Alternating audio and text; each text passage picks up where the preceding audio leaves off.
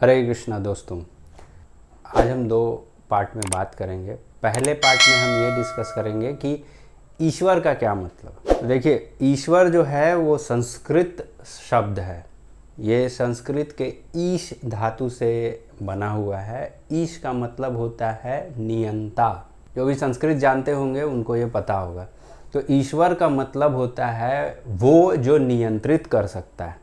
तो चूंकि भगवान नियंत्रित कर सकते हैं हर चीज को, इसीलिए उन्हें परम ईश्वर भी कहा जाता है। और हम कौन हैं? हम जो हैं वो भगवान के अंश हैं। तो अब ब्लड में से ब्लड का सैंपल निकाल लीजिए, तो सैंपल से आप ब्लड के सारे कैलकुलेशन कर सकते हैं। उसी तरह से हम चूंकि भगवान के अंश हैं तो हमारे अंदर भी ये क्वालिटी है नियंत्रित करने की। तो हम भी जो है वो कुछ चीज़ों को नियंत्रित कर पाते हैं। तो इसी कारण से हम छोटे ईश्वर कहे जा सकते हैं। उसी तरह से जो ज़्यादा नियंत्रित कर सकता है वो उससे बड़ा ईश्वर, उससे भी ज़्यादा नियंत्रित कर सकता है वो उससे बड़ा ईश्वर।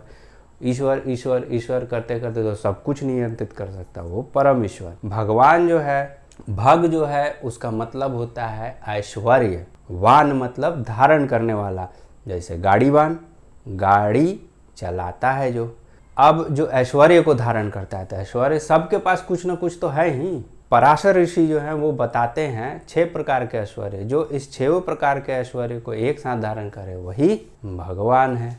तो ये हो गया डिफरेंस। अब देखिए, शास्त्र जो है वो कोई ऐसी चीज़ तो है नहीं कि कोई भी आए उठाए और पढ़ ले। भाई, जिसको लिखने के लिए स्वयं भगवान को अवतार लेना पड़ा वेद व्यास के रूप में, वो कोई साधारण चीज़ तो है नहीं। तो अब जैसे कुछ लोग बोलते हैं भाई मुझे संस्कृत आती है, तो भैया एक बात बताइए कि मैथमेटिक्स ले लीजिए। आजकल जो भी टेक्स्ट बुक्स आती हैं वो इंग्लिश में लिखी होती हैं मैक्सिमम। तो जो इंग्लिश जानता है वो मैथमेटिक्स में भी अच्छा होगा क्या? अगर ऐसी बात है तो इंग्लिश ग्रेजुएट जो होंगे वो मैथमेटिशियन भी होंगे। लेकिन ऐसा होता नहीं है। इंग्लिश एक माध्यम है जिससे आप मैथ को पढ़ सकते हैं, बट मैथ में अच्छा होने के लिए आपको मैथ को पढ़ना होगा, अच्छे से उसको प्रैक्टिस करनी पड़ेगी, तब आप मैथ में अच्छे हो जाएंगे, ना कि इंग्लिश में अच्छे होने से। उसी तरह से जो शास्त्र हैं हमारे पास, उन शास्त्रों को संस्कृत में लिखा गया है। तो संस्कृत एक भाषा है जिसके थ्रू बताई जा रही है चीज़ें। तो कोई व्यक्ति संस्कृत में अच्छा है तो इसका मतलब थोड़ी ही है कि वो वेद भी समझ जाएगा, वो पुराण भी समझ जाएगा, वो चीज़ें जो है उसमें दी गई वो समझ जाएगा। नहीं, वो समझ में नहीं आएंगे। उसको समझने के लिए आपको किसी से सीखना पड़ेगा कि कैसे समझना है उसको। जैसे मैथ को सीखने के लिए इंग्लिश नहीं ज़रूरी है, मैथ ही ज़रूरी है। उसी तरह से जो आध्यात्मिक चीज़ें हैं वो संस्कृत में लिखी गई हैं, और वो भी ऐसी लिखी गई हैं कि भैया उसमें एक एक चीज़ का मतलब है। ऐसा नहीं कि वेद व्यास जी को मन कर गया तो उन्होंने लिख दिया कि भैया आज चलो ईश्वर बोलते हैं, कल को मन कर गया आज थोड़ा भगवान बोल देते हैं, कल को कुछ और मन कर गया तो वो बोल दिया। ऐसे थोड़ी है।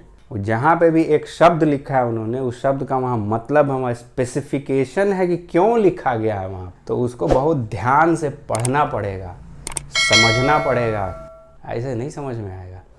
तो खैर, ज़्यादा बोल गया मैं। आप अपने क्वेश्चंस मुझे कमेंट बॉक्स में ज़रूर बताइए। आपके प्यार देने के लिए बहुत बहुत धन्यवाद। हमारे 100 सब्सक्राइबर हो गए, इसके लिए भी बहुत बहुत धन्यवाद। मैं ऐसे ही वीडियो लाता रहूँगा। हरे कृष्ण।